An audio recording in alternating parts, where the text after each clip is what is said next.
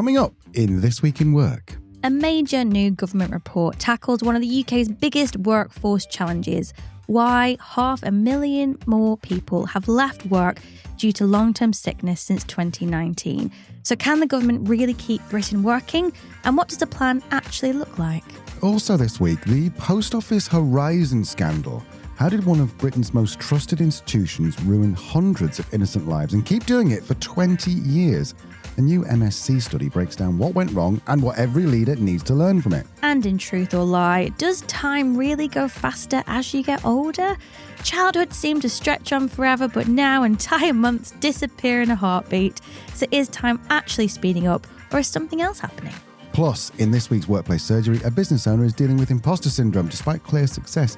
Do other founders feel this too? This is Truth, Lies and Work, the award-winning podcast where behavioural science meets workplace culture, brought to you by the HubSpot Podcast Network, the audio destination for business professionals. My name is Leanne. I'm a chartered occupational psychologist. And my name is Al. I'm a business owner. And together we help organisations build amazing workplace cultures. So let's get right into it after a quick word from our sponsors. Hello, welcome back. It's Leanne's favourite time of the week. Well, do you know what? It's not specifically my favourite time of the week this week. Right, why? Because I celebrated my birthday on Saturday. Yes, you did. The presents, Al, I must say, you absolutely excelled yourself. I still can't get over the size of that ring. Yeah, as I said to you, there's still a couple of them still waiting. Amazon, you can't get it. You can't get it over here. You better not be buying my eternity ring on Amazon, tell you that right now. Okay, so rather more uncomfortably, I think we will... It's lol because we're recording this before my birthday. Don't say that. No? Okay. Yeah, loved it. Thank you for all the lovely presents, Al. Okay, time for Al's uncomfortable time of the week and Leanne's favourite time of the week. It's time for the news roundup. Yes, it is. Cue that jingle, Al. What have you seen, my love? A major new report is out this week and it's tackling one of the biggest questions facing the UK right now. Let's be honest, it's faced the UK for some time. Why is it that so many people want to work but can't? A big thank you to James Hardy on the old LinkedIn for sending me this report and drawing my attention to it. I will leave a link to James's LinkedIn profile in the show notes. So this is called the Keep Britain Working Review. It's led by Sir Charlie Mayfield and commissioned by the Department for Work and Pensions. The aim is to understand what's driving the sharp rise in people leaving the workforce due to long-term sickness, stress or disability, and crucially, how to help them stay in or return to work. So according to the review, economic inactivity, that's what we call it, has risen by around 500,000 people since 2019, reversing 25 years of steady decline.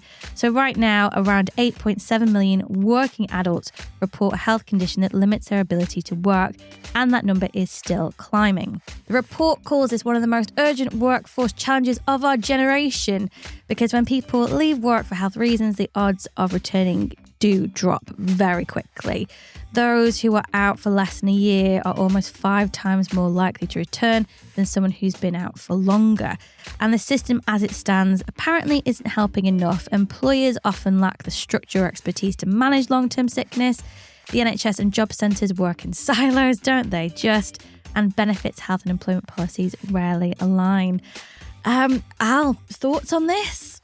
It's a really thorny subject. So what we're saying here is that these 8.7 million people, these are people who are working age and they want to work, or the stats just say that they're working age but off on sick? Yeah, the stats are saying they are not currently well enough to return to work.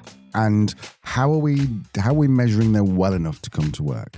Well, this is also where it's really hard to collect data on anything like this, because it's going to typically be linked to benefits and benefit status. Or indeed not. There could be plenty of people that don't qualify for benefits because they have a large amount of savings that they're currently living off, but they're deemed as should being able to be economically active and for healthy reasons aren't. So, I mean, there's going to be a large number of people there's going to be a number of people there for whom it's genuine. They genuinely can't work, or the vast majority of people. I think that I'm trying very hard not to go Daily Mail on you. I suspect there is a percentage of people who don't want to work, and therefore this is the way. And I think that it's unfair because again, I'm referencing the red tops, which is the tabloids in the UK, and they tend to go very like, oh well, all these people, we're working and we're earning money and we're paying their salary, and they just sat at home watching Jeremy Kyle. That's been cancelled now, isn't it? They're watching something like some daytime TV, and it's not fair. So we need to be careful that we separate out that slight outrage, which I think all of us will slightly have. It's unfair. We're all paying into the system, and some people are gaming it, with the actual people who actually do want to come back to work. Lee, you worked on a contract that helped long-term unemployed people come back, get back to work. How many of those people were off work because of sick? A large percentage. And obviously, I'm going to ask you a question. I don't know whether you're able to answer this. Of that, what percentage would you say were genuinely unable to work due to illness? That's a very broad statement. Right. Yes, I think to address a few of your things, yes, I did work in welfare to work for a long time. I worked on programs that help people with multiple barriers, including physical and mental health conditions, get into work. In terms of do people want to work? Yes, the vast majority do. Don't get me wrong. There are people that game the system. There absolutely are professional benefit claimants out there. They're such a minority. The vast majority of people want to work. The problem is that when you have a health condition that's kept you out of the workplace for a significant period of time, a year or more, it isn't just about being physically or mentally well enough to return to work. There's the psychological challenges that are going to come with that return to work. It could be around an anxiety around, what if my health declines when I do that? I've lost a lot of confidence. Financially, I'm now in a position where I'm not well off by any means, but I'm getting by. Whereas if I take a job and then I drop out of work and I lose my benefits for 2 months while I'm sorting out all the paperwork, which does happen a lot, that's going to put me in a worse position. There are so many reasons why somebody who is able to return to work doesn't quite feel ready. There's so many reasons that is the case. And it really is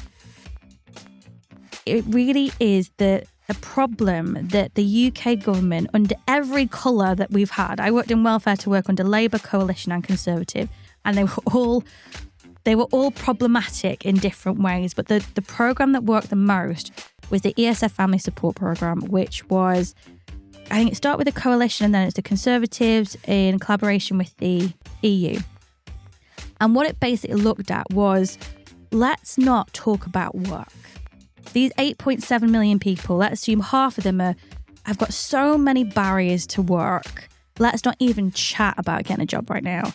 Let's look at what your barriers are. Do you still have existing physical and mental health conditions that will need ongoing management?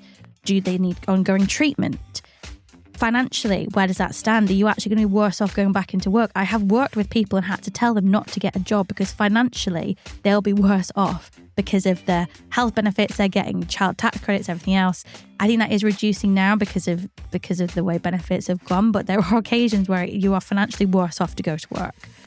There could be things around parental responsibilities. There could be things around confidence, around social isolation, so many things. And we would focus on addressing those barriers for the first 6 to 12 months they're on program. Voluntary program as well. They don't have to be there. So these are the people that want to get back into work. When they felt ready, when we felt they were ready and had addressed sufficiently the barriers that they had, then we talk about work. And we talk about work in a way that is very much in terms of what can you handle, what is going to give you purpose, what's going to align with your skills, what's going to challenge you but not overstretch you during this transition period. And that might take us another 6 to 12 months. Typically, people are on programs somewhere between 9 months and 12 months before they got a job, which is unheard of in welfare to work. You usually got kind of 2-3 months maximum before they'll get moved on to another provider. And it's this attention to the detail, the holistic detail of somebody's life and all the elements to it. They were successful in returning somebody to work sustainably and then continue to work with them and continue to work with them for another year once they're in work. That requires a lot of funding. It requires a lot of patience. It requires a lot of goodwill from government in terms of how these outcomes are measured. It requires a lot, and they want a quick fix. They want a silver bullet, and that's why this, I think James pointed out to me in one of his posts that this is the third report of its kind in 15 years, calling out the same problem that isn't making any systemic change, because the government, whoever they are, aren't willing to invest in the quality of interventions that are needed. And it isn't just about health, it's also a cultural problem. We do have an issue with worklessness being ingrained in the culture of some of our communities in the UK. People being shamed for getting a job. Who do you think you are? So it's a massive issue, and it's not one that's easily solved. It's one that's going to take a massive amount of investment. And the report did go on to talk about that in terms of recommendations. So see what you think of these, Al. The first one said a new stay in work and return to work offer is needed. So a coordinated national programme involving employers, the NHS and job centres. The goal is early action, catching health problems before they become crises, keeping people connected to their jobs and providing rehabilitation and coaching through recovery. Second, the expansion of work coaches. So thousands of work coaches are already being recruited into job centres. I think I've actually talked about what I think about this on the show before. I believe you've written an article for a major publication about this. I did actually, yeah. Yahoo Finance, yeah. Yeah. So pilots have begun placing some coaches as well directly inside NHS services, and their role is to bridge the gap between health and employment. And third, shared accountability. So the review argues that government and employers both need to skin the game through clearer incentives, co-funded occupational health support, and better data on what works. Oh, there's so much to this, Al. Do you have any further thoughts? The problem is that I look at this from the point of view, business is pretty tough at the moment. Yeah. And so if you're saying to an employer, oh, well, employers should be doing more. Yeah, if you're BT, or probably a bad example, but if you're Sky or big company, yes, you should be doing more. But the majority is like 92% of people are employed by small to medium-sized enterprises in the UK. So you're talking about 92% of people are employed by someone where there's just one person at the top whose job it is to balance everything from making money to profitability to growing the business, and then going, oh, by the way, you need to also invest in this as well. It seems it's a big ask. In an ideal world, of course you'd invest in it.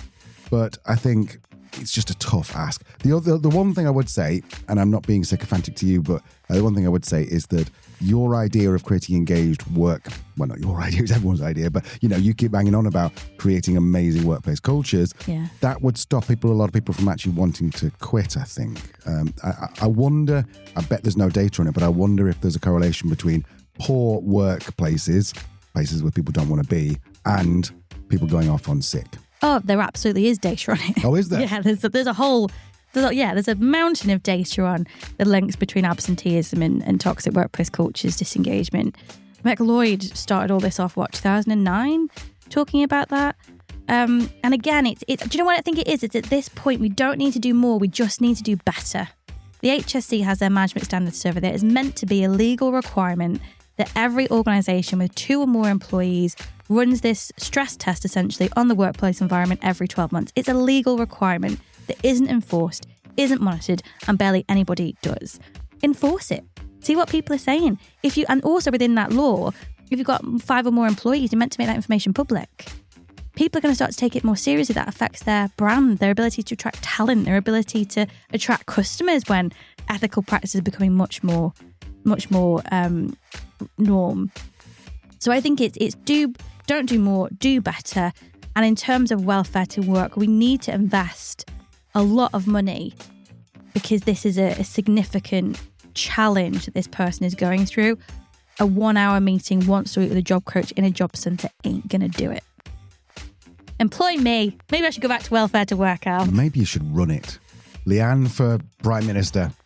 Oof, no, thank you. Anyway, I'll leave all the links to that in the show notes. It is a very long and detailed report. I think the executive summary itself is like 12 pages long. So enjoy that. And thanks again to James for bringing it to my attention. Al, what have you seen this week? Hardy, is it? James Hardy? James Hardy. So go and find James Hardy on LinkedIn and go give him a follow. Okay, so I got a message from my brother-in-law. Hello, Jamie. I'll be honest.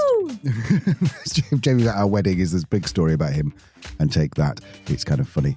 I'll be honest, 98% of the stuff Jamie sends me is not for public consumption, and I'm pretty sure that I'll be going to prison for just even opening his messages. But one of them he did send me, which made me chuckle. His nicknames for lazy co-workers. So the first one is cordless because he only works for 2 hours. The second one I really like is so they nickname someone E.T. because they always want to go home. Then there's someone else called Kit Kat because they're always taking a break. Then we've got Sensor Light because they only work if someone walks by. And then there was another one, lantern, someone who's carried at work all the time. And then another one, which is just Shetland Tony, because he was a small guy called Tony. Quite funny. Now, these make us laugh, and there is a Rock FM, which is in New Zealand. And by the way, if you're listening, Rock FM people, I'm saying New Zealand, not Australian, because everyone calls them Australian. There's a New Zealand radio station called Rock FM in Auckland, and they have quite a few series of these, and a lot of them are not fit for our broadcast standards, but they're very, very funny.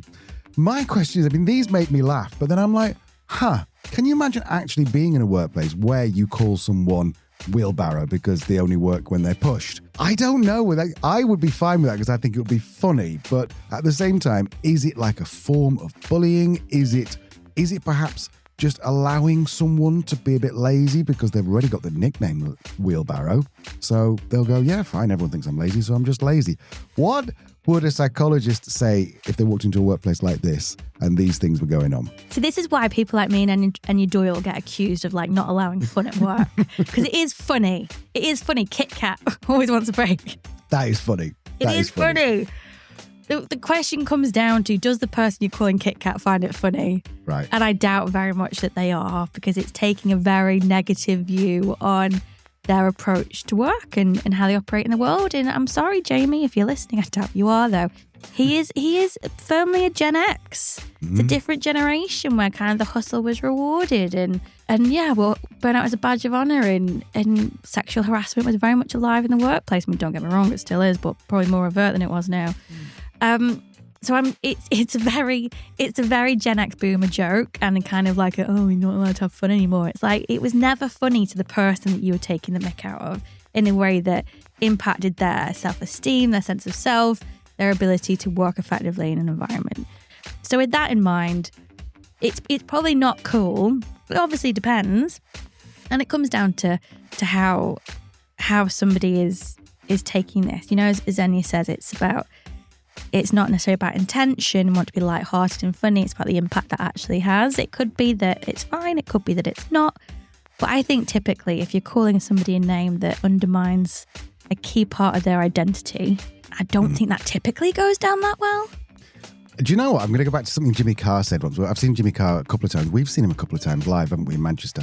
And he said on one of his shows, said, I never make a joke about someone where I have to look left or right and see if that person or that type of person is hanging around. Mm-hmm. So basically, he'll always make jokes to people to their faces.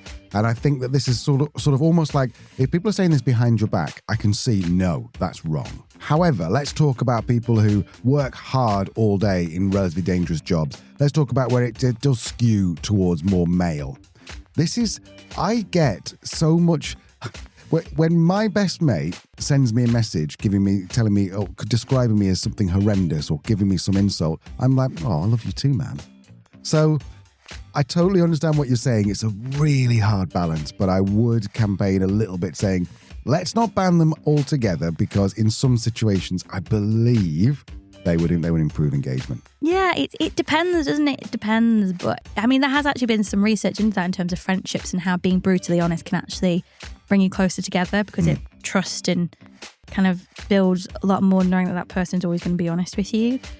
So there is absolutely benefits to this kind of directness and humour to it. But I think it comes down to how involved is everybody in the joke? How are they taking it on? And I think really, if it's not going down well and you're continuing to hammer it, then that's not cool. But yeah, I'm sure there's environments where it's okay. I think it's got to come down to, is everyone finding it funny or is it just you? Fair enough. So Lee, what else have you seen this week? Well, I have seen some really cool research on the post office scam. If you're not from the UK, or perhaps you've not heard from the UK, there is a fabulous BBC iPlayer series. I'm not saying use a VPN to access it if you're not in the UK, but I believe that option is available to you. Called Mr. Bates Against the Post Office, is it? Yeah, something like that. Mr. Bates, not Master Bates, Mr. Bates. And it is a fabulous, fabulous story. No, it's a terrible story, but it's a fabulous series depicting essentially what happened. And essentially, are you going to explain what happened? Yes, well, I'll stop then. So yeah, if you haven't heard of it, the late 1990s, the post office, that's basically the people that delivers our mail in the UK, introduced a new IT accounting system called Horizon, built by Fujitsu. That detail is important.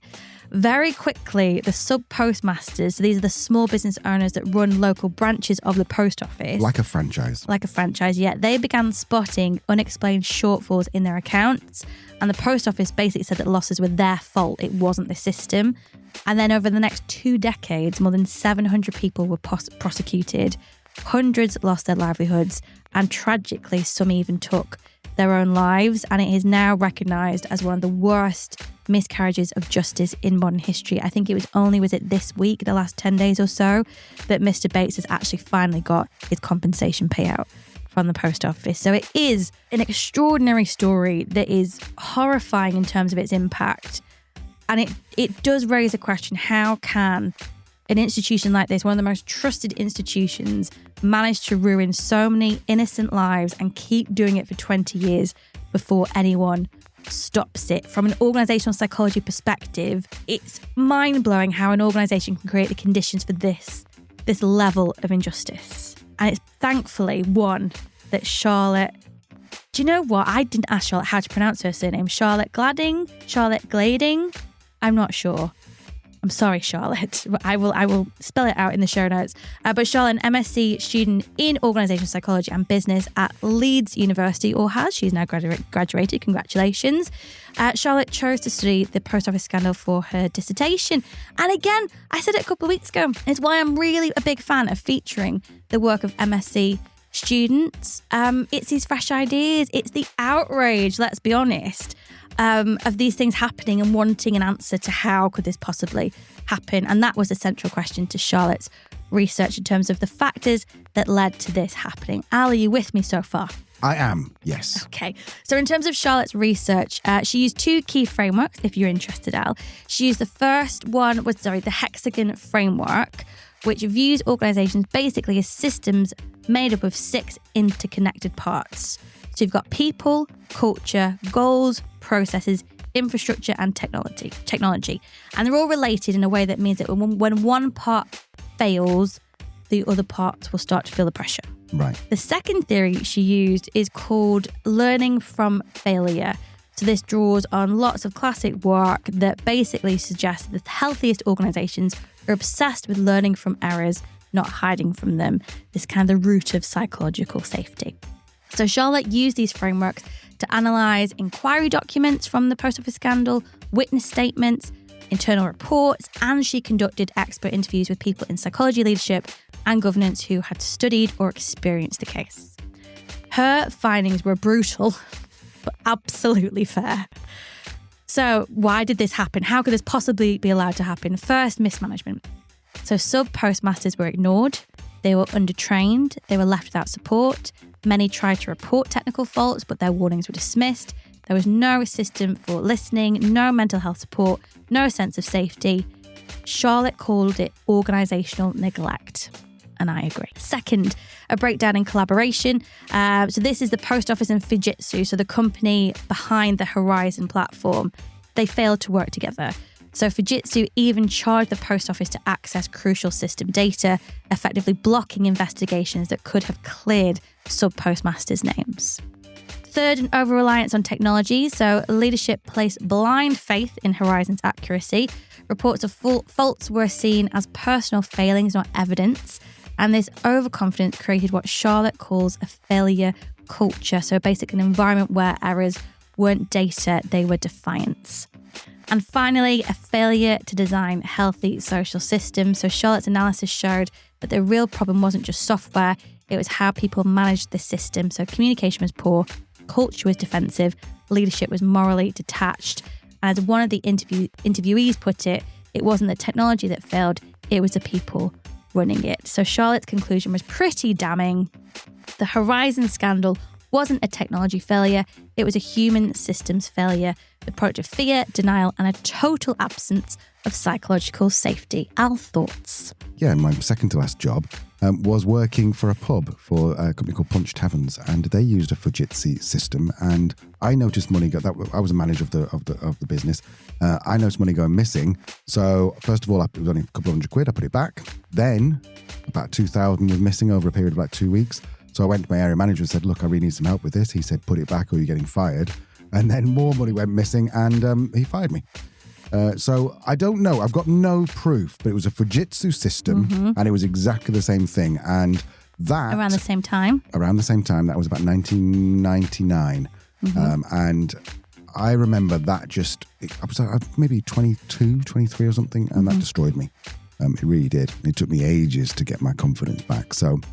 yes, I applaud you, Charlotte, for bringing us back into the fore. Unfortunately, I've got no proof about myself, and I'm like, that was 25 years ago, so I've forgotten all about it. I think it was, though. I think it was. Your dad is convinced as well. Yeah. We've talked about it with your dad in terms, and he's very analytical and very measured, and there's so many similarities that line up. Yeah. I honestly think you were a victim of the same. There was a couple more managers who got sacked for theft around the same time as well, so...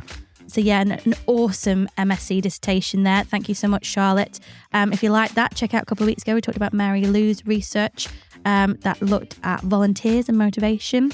If you have just finished your MSc dissertation, or maybe you graduated a couple of years ago and you think it's something we would be interested in, send it in, get in touch, get on LinkedIn, look in the show notes or emails there. I'll leave all the links. Fabulous. Okay, well, it is time for a small break. And then after that, we've got the Truth or Lie segment, where we're going to be talking about whether time goes faster as you get older. And of course, our world famous weekly workplace surgery, where I put your question to Leanne. See you in a second.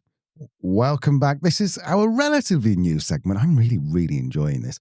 Basically, this is where we take popular beliefs and we hold them up to the evidence, and the person holding it is going to be Leanne, obviously. So today we're looking at something almost everyone feels at some point. Time seems to speed up as we get older. Oh my good God, yes. Oh my good God, oh yes. My God, as I'm hurtling towards my 50th birthday, days and weeks seem to be minutes and hours. So when you're a kid, remember the school holidays? They were forever. They were years long. Now, well, I don't know what's happened to 2025. Is it 25 or 26? I don't even know. Do you know what? No, you could tell me it's 2030 now, believe you. So the question we've got for you today, Leanne, is very straightforward. Does time really accelerate, or is something else happening? Before we dive into this one, I just want to give a quick overview of time perception. I actually did this for my undergrad dissertation. Did you? Yeah, I was on time, the perception of time. If only there was a podcast back then you could have sent your undergrad research I into. I know. I think it's on the shelf behind you. Actually, maybe we'll talk about it next week. So basically, in terms of time perception, we don't have an internal clock. And actually, that's what my research looked into. So it's not that we measure time, essentially, we interpret it. So different areas of our brain are responsible for how they create a sense of duration. So there's lots of different aspects that are going to feed into this. It's not that we have an internal clock that speeds up as we get older. Just as a little context. So in terms of where the idea came from, we can actually trace it back to the late 19th century. A philosopher called William James, he suggested that childhood feels slower because it's filled with novelty, while adulthood becomes more repetitive and therefore feels quicker. It was an observation. It wasn't a theory tested at the time, but it is one that modern research still examines in quite a lot of detail. So in terms of the case for why we feel time going quicker as we get older, one of the most robust findings comes from two psychologists who studied 1,800 people aged 16 to 80. What do we like about this, Al? Large sample, good spread of ages. Participants were asked how fast the last week, month, year, and decade had felt. The short intervals showed up as no different. So the week, the month were rated as quick by almost everyone. But the decade was completely different. Older adults were much more likely to say the last 10 years had gone quickly. So the key finding was that older adults compress long periods of time more than younger adults. And the authors explain that this is because of retrospective memory effect. So basically, long periods depend on how many meaningful events you can recall. Older adults retrieved fewer distinct markers, which shortens the remembered duration. So basically what James said in the 1800s, that the lack of novelty means that time goes quicker. Right, okay. There was then a follow-up study with 800 participants that tested this further. And this time, people reported what the past decade actually contained. So pushing this theory more. So they'd ask people, did they have major life events, any challenges, changes, or long periods of routines? And again, they found that short intervals still felt quick regardless of any age, but the decade only felt quick when there had been less novelty. So novelty is a big important factor here. A very recent study, 2025, this year from Cambridge, 577 adults watched the same 8-minute scene from a Hitchcock movie whilst undergoing fMRI scanning, so scanning of the brain. Researchers tracked what is called neural state transitions, which basically reveal how the brain breaks the experience into discrete moments. What they found is that younger adults showed rapid transitions. They're basically putting in more markers to create more small segments of how they see this time duration, whereas older adults had fewer transitions. They would hold each neural stage for longer.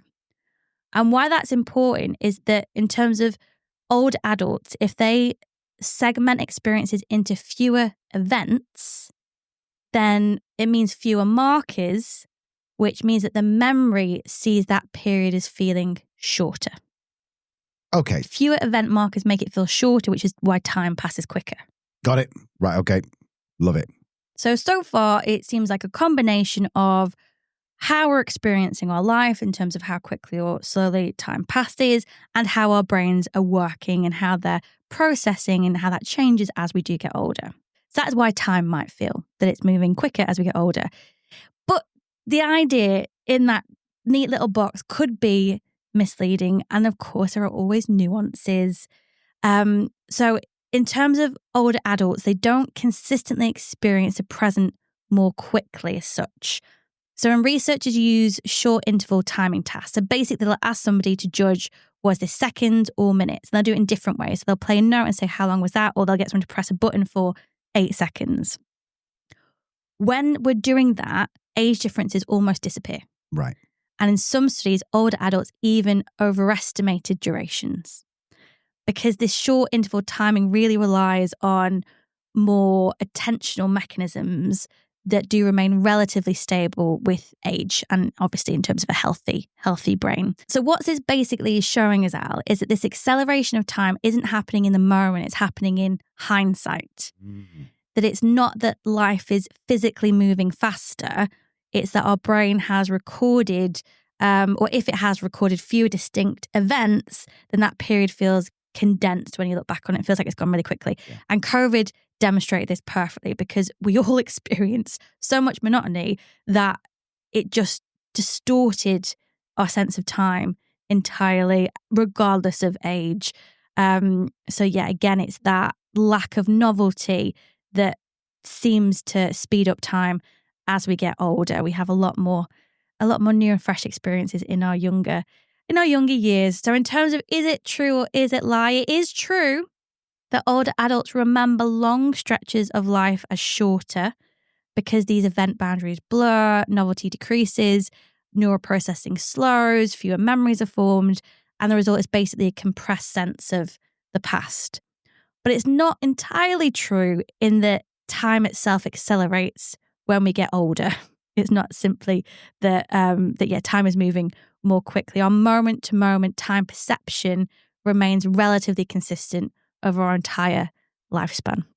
So really, if you want time to go a bit slower as you get older, you need to look to do new things, inject some novelty into your life. So yeah, it's a really, really interesting area.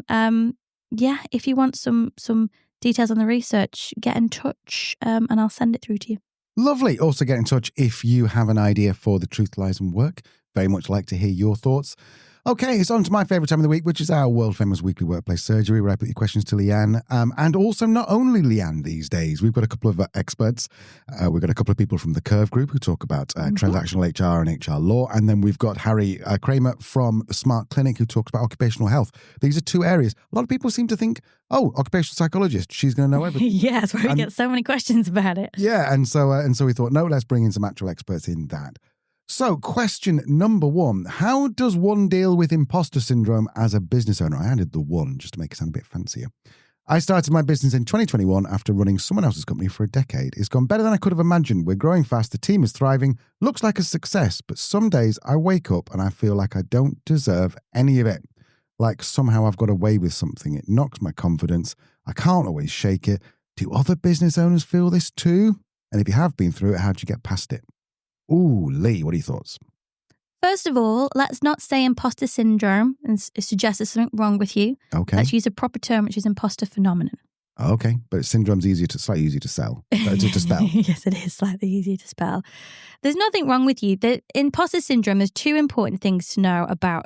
One, it's not a syndrome, it's a phenomenon. Two, it is so overly speculated in terms of how many people experience it. So I think there's some studies that will go as high as 80% of adults have experienced imposter phenomenon. But actually, when you dig down into the real consistency and negative impact of this phenomenon on life, it's actually about 12%, 12 to 15%. So you probably don't, likelihoods are statistically, you don't have imposter phenomenon. If you do, this comes down to one key factor, which is basically your inability to internalize your success and achievements. Typically, we see that in women. Typically, we see that in high achievers.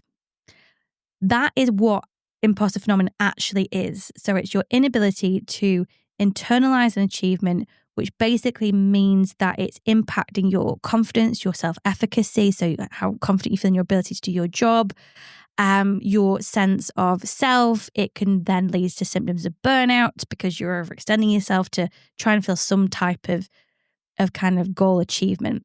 So if that is genuinely what is happening, then there are things we can do to help you internalize the achievements that you have. Very simple things. So for example, if you gather customer data, go through, or customer, what's it called when you get a review or a reference or a... Customer reviews. Reviews? Yeah, reviews will do. I think we know what you're saying.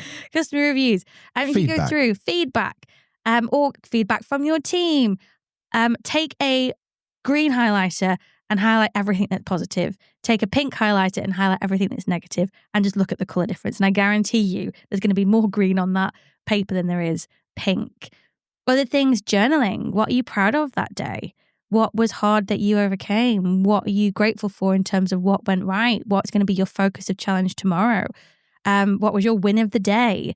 And all these things are going to add up and add up. And again, you can look back and read it because Amy 7 days ago was probably really proud of something that she achieved that day, but that sense of achievement has worn off. But that's not to say it wasn't important and we shouldn't continue to internalize that achievement. So there's lots of really cool self-coaching things that you can do. If this is getting to a point where it's very, very debilitating, I would recommend that you speak to a coach or a therapist or a clinician if this is seriously taking an impact on your mental health, which imposter phenomenon in its truest form can and will. The other thing to remember is, it's totally normal to feel like you are just making it up. This is actually a thinking error where we lean into kind of behavioural. Did you say thinking error? Thinking error, yeah. Behavioural, it's the word counselling. Right. Which is thinking error. Phonyism is basically imposter phenomenon. I feel like I'm a fake. I feel like someone's going to call me out soon. I feel like I'm going to get discovered. And it's an error because there are plenty of things that have happened to put us in that position where we've got enough credibility to have been put in that position. It's a really interesting thing. And do you know what? I'd get curious about it rather than just seeing it as a I'm not meant to be here, someone's going to find me out. Is get curious about actually the phenomenon itself and what it means and what it actually looks like and how you can manage it. Because I think that certainly helped me deal with those moments of feeling like an imposter times, knowing that kind of that's what is just kind of cognitively, behaviorally going on in my brain and what to do about it. As a business owner, I think it's good to have a little bit of imposter phenomenon because otherwise you're like, oh, I've got it all worked out. And even the Musks of the world, well, actually, maybe not the Musks, because to be fair, if you are like somewhere on the psychopathic, sociopathic scale, then you probably won't ever have imposter phenomenon.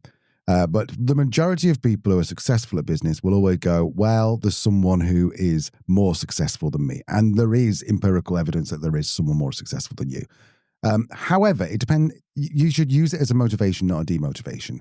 So if if this really, really bothers you, that there are loads of people out there who feel like they're doing so much better than you, then ignore what I just said and compare yourself to yourself last year.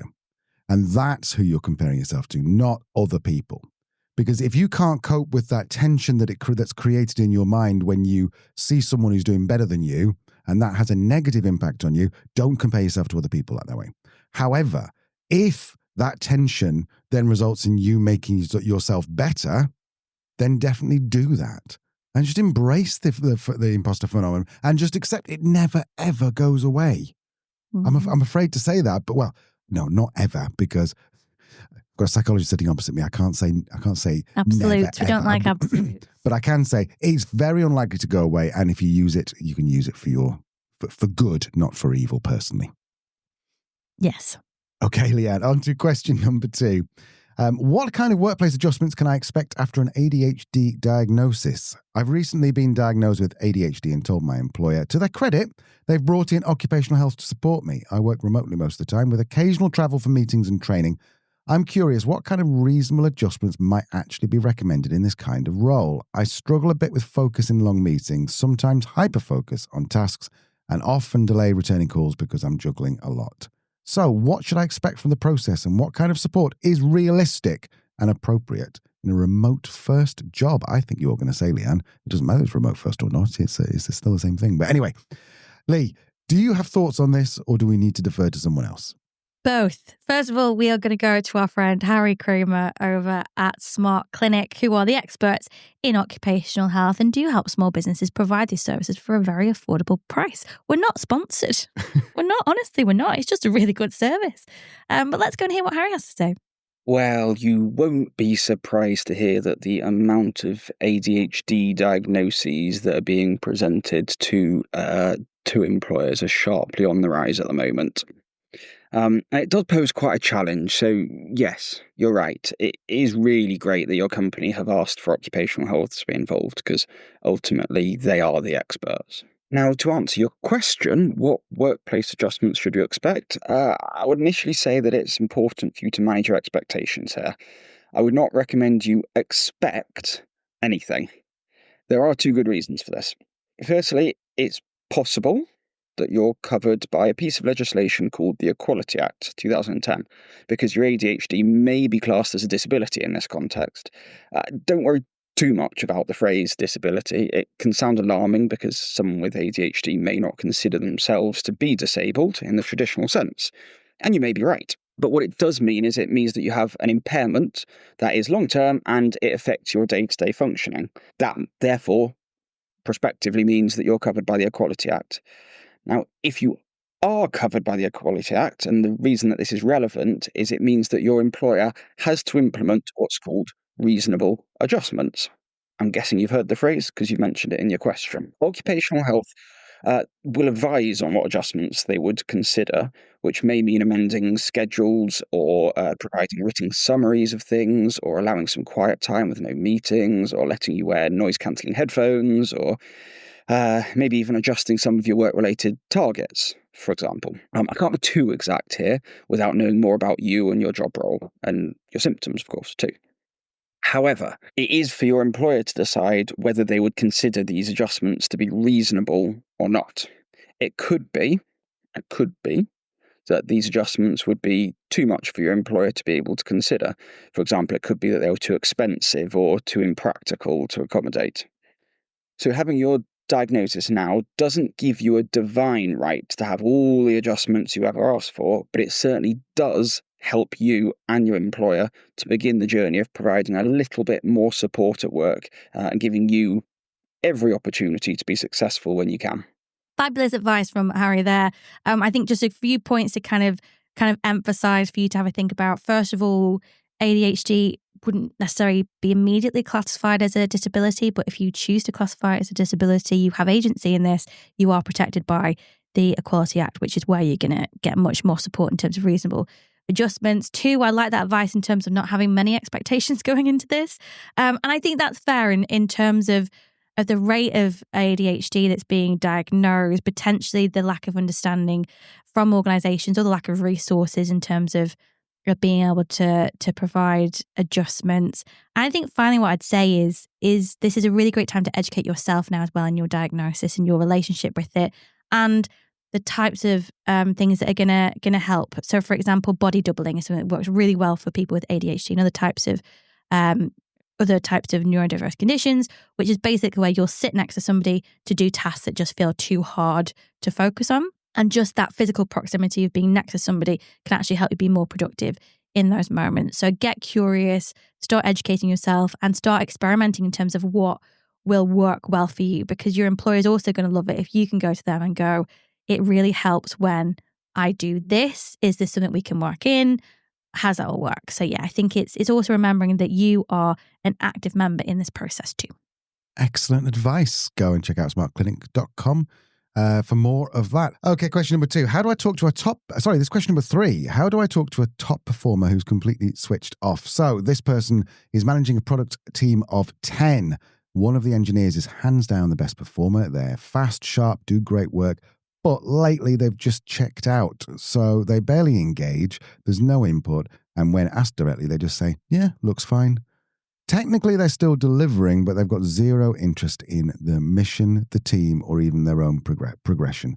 I've tried recognition, I've tried giving them a project to lead, I've even brought up promotion, but nothing seems to make a difference. They note, the only time this person does light up is talking about personal stuff like building their own gaming PC. I'm worried it's burnout, but I don't want to come at it the wrong way and make it feel like I'm accusing them of slacking off. Leanne, how would I start this kind of conversation? It sounds as though you've tried lots of workplace type stuff, which is brilliant. Giving them a project to lead, talking about their future, giving them lots of recognition. If nothing's landed, then it seems to me like it's a more personal life change that has impacted this shift in engagement. And that really comes down to having a conversation with them about what that could be. Saying, I've noticed a change in your behavior the last few months. It started around this time. Is anything going on at home? Anything that I can help you with, support you with, or I can put you in touch with somebody who can support you with it? It could be a whole host of reasons. It could be they've had a death in the family. That's something that often brings into focus what work means to us within our lives. It could be that they've got a health condition. It could be that they've gone through a breakup. There could be lots of things that are happening in their personal life that has just shifted what work means to them at the moment. And there are obviously then, depending on what it is, there's going to be various different ways you can support them through it. The big clue for me here is building their own gaming PC, and that's when they light up. Sounds like somebody has a side hustle. Sounds like that side hustle might be going well.